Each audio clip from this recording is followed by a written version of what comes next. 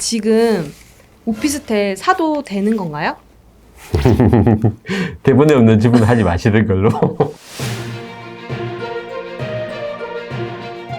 안녕하세요. 리브부동산TV 리브뉴스입니다. 오늘은 지난 시간에 이어서 KB금융지주 경영연구소 김태현 선임연구원님과 함께 임대시장 동향을 살펴보려고 하는데요. 위원님 안녕하세요. 네, 안녕하세요. 5분 전에 뵌 것 같은데. 네, 안녕하십니까. 안녕하세요. KB경영연구소의 김태환입니다. 위원님 지난 시간에는 저희가 오피스텔 매매 시장을 이렇게 분석을 해주셨잖아요. 네네. 그러면 가격은 이렇게 오르고 있는데 오피스텔 임대 시장은 좀 분위기가 어떤지 좀. 네, 대본에 없는 질문을 훅 들어오셔가지고 살짝 당황스럽긴 한데, 오피스텔 같은 경우는 말씀하신 것처럼 이제 월세를 목적으로 하시는 분들이 많긴 한데, 최근에 이제 전세도 조금 늘고 있어서 전세부터 말씀을 먼저 드리면, 2021년 6월 기준으로 오피스텔 전세 평균 가격이 한 1억 9천만 원 정도 되고 있습니다. 이제 평균 가격으로 봤을 때는 조금씩 오르는 양상이고, 저희가 조금 주목해서 봐야 될 부분은 흔히 이제 매매 전세 비율이라고 많이 하는데, 매매 가격에서 전세 가격이 차지하는 비율이 얼마나 되느냐는 거를 저희가 이번에 KB 오피스텔 통계부에서 같이 발표를 하고 있는데, 최근에 2021년 6월 기준으로 전국 평균이 82.5%까지 올랐습니다. 실제로 이제 수도권 같은 경우에는 빠르게 오르고 있는 상황이고, 수도권 내에서는 인천이 83.8% 정도 가장 높고, 이제 서울은 조금 낮은 수준입니다. 그러면 지금 아파트 같은 경우랑 좀 비교를 해봐야 될 텐데, 아파트는 전세 시장이 지금 매물이 좀 부족한 상황이거든요. 오피스텔 전세 시장도 비슷한 상황인가요? 오피스텔 전세 시장을, 전세라고 하는 것 자체는 이제 주거 목적의 네. 오피스텔을 보셔야 될 것 같고, 오피스텔 전세 시장도 오피스텔 재고 자체가 늘고 매물이 좀 있다 보니까 실제로는 작년까지만 해도 1분기 기준으로 계속 거래량이 늘었습니다. 전세 거래만, 전월세 거래 전체를 봤을 때.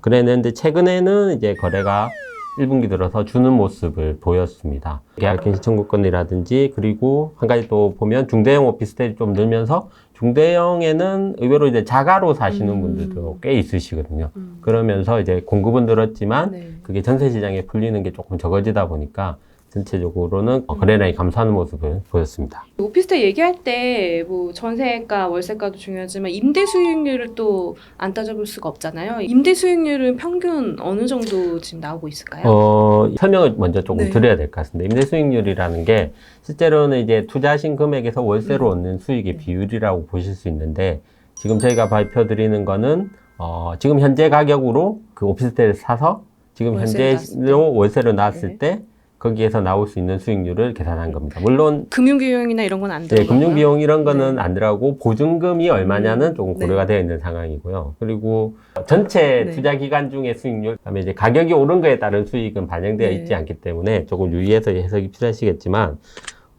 전체적으로 보면 전국적으로 2021년 6월 기준으로 임대 수익률이 연간 기준으로 한 4.8% 정도가 나오고 있는 상황이고, 수도권 같은 경우에는 4.67% 정도 나오고 있는데 5% 조금 아래로 형성이 되어 있는 상황이고, 최근에 이제 가격이 많이 오르다 보니까 전체적으로 이제 임대 수익률은 조금 가격 대비해서 월세 들어오는 거는 율이 조금 하락하고 있는 모습을 보이고 있습니다. 중요한 거는 이제 흐름상 가격이 많이 오르면 아무래도 임대로 돈을 조금 똑같이 받게 된다면 수익률은 떨어질 수 있다는 부분. 그 부분을 조금 유의해서 보시면 좋을 것 같습니다. 그런데도 지금 전세 거래 비중은 늘고 있다고 지금 보고서가 나왔어요. 네. 전통적으로 오피스텔은 과거에는 이제 월세 수익을 많죠. 기대하고 투자하시는 대표적인 부동산 중에 하나였는데, 최근에는 지난번에 말씀드린 것처럼 중대형이라든지 아파트를 대체하는 시장들이 조금씩 생기면서 거래도 전세로 전세 쪽으로 하는 부분이 많고, 이거 전세 비율이 높아졌다는 거는 아무래도 이제 가격 상승을 조금 기대를 하시고 전세를 끼고 저희가 흔히 구입하는 그런 형태의 투자 수요가 조금 유입된 것으로 판단이 됩니다. 이 투자 수요 얘기가 나와서 좀 여쭤보는 건데, 오피스텔 같은 경우는 아파트랑 비교를 하면 시세 차익을 기대하기가 좀 힘든 상품이라고들 얘기를 하잖아요. 근데도 아파트 가격이 오르다 보니까 이쪽으로 좀 대체제 역할을 해서 눈길을 돌리시는 분들이 많다. 근데 사실 오피스텔은 공급 과잉에 대한 얘기가 조금 계속해서 나왔었잖아요. 최근에 실제로 한 3년간 공급이 상당히 많았었고요. 아시겠지만 이제 오피스텔 건축 규제라는 게 조금 강화되는 흐름도 있고 해서 올해부터 내년부터는 이제 과거 대비로는 조금 공급이 줄어들 것 같습니다. 그 다음에 이제 소형 아파트를 대체할 수 있는 시장은 네. 조금 더 주택 시장의 특성을 닮아가는 그런 모습을 보이고 있습니다. 가격에 대한 기대도 좀 커지고 네. 전세로 임대하는 경우도 좀 많아지고. 아, 그러면 마지막을 하나 정리를 할게요. 또 급 마무리 들어가는 건가요? 시장이 여러 가지 조금 복잡한 형태를 보이고 있는 것 같습니다. 지역에 따라서도 조금 흐름이 다르고, 그리고 규모라든지, 그다음에 여기를 어떤 수익을 기대하고 투자하신다든지, 이런 거에 따라서 차이가 조금 커지고 있어서, 이런 상황이 계속되다 보면 그 시장에 대한 정보를 조금 더 빨리 캐치하고 흐름을 읽으시는 게 중요하실 것 같고, 그런 의미에서 저희가 만든 KB 오피스텔 통계와 리브 부동산이 조금 더 도움이 드릴 수 있을 것 같습니다.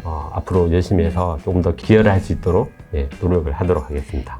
이 통계는 매월 중순 KB금융지주 경영연구소 홈페이지에 올라간다고 하니까요. 오피스텔 시장이 궁금하신 구독자 여러분들은 꼭 참고해 주시기 바랍니다.